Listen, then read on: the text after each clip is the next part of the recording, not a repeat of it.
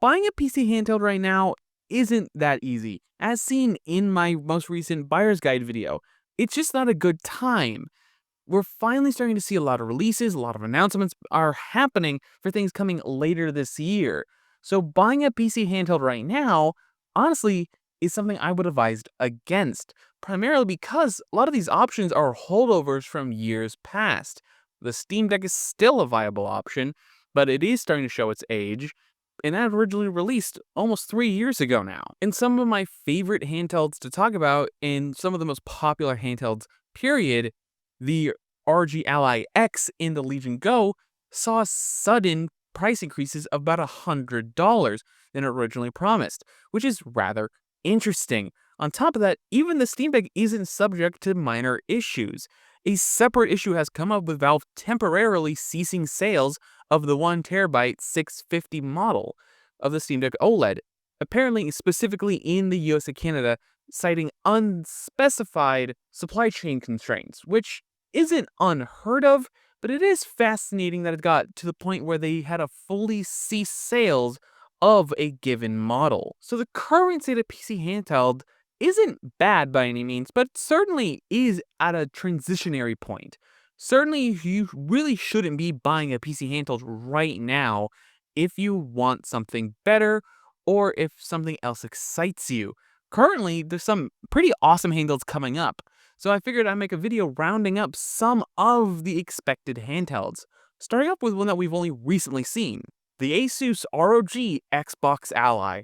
Terrible name, as always, but this device has been anticipated for quite a long time. There have been a lot of leaks and rumors surrounding this device until its first announcement a couple of days ago, and it carries a lot of the similar design philosophies as the original Ally, with a hint of Xbox spice and a little of copying Sony's homework. Essentially, this is an ROG Ally X with Xbox One style controller paddles stitched onto the sides of it. And in one of their videos showing the development process and R&D of it, they had a couple prototypes that genuinely looked significantly better. So it's really disappointing to see how they ended up here, opposed to some of the really cool prototypes that they had on that table. A lot of my friends who have seen it kind of think it looks cheap. Even in the video hands-on stuff that we've seen from Dave2D, LTT, and many others, they don't think it looks great, but it's not terrible. It's just a lot less than we were hoping for.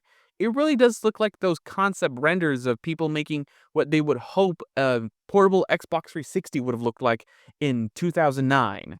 It looks like a fan made it, not the actual company. But there are some pretty exciting things about this handheld. It's coming in two flavors, a Z2 Extreme variant, which is suspected to be around $800, and a Z2 Standard Edition version that comes with a modified Z2 base chip, which is going to be somewhere in terms of performance similar to a Steam Deck, which is rather disappointing given that this device is suspected to cost around $500, which they also only come in white, and for the Z2 Extreme variant, it also only comes in black. It feels a little unnecessary for the specificity.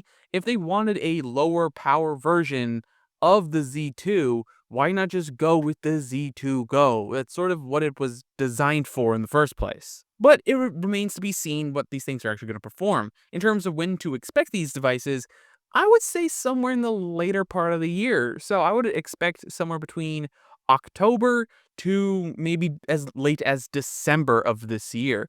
Another handheld that I'd be super excited to see is the MSI Claw AMD edition, essentially.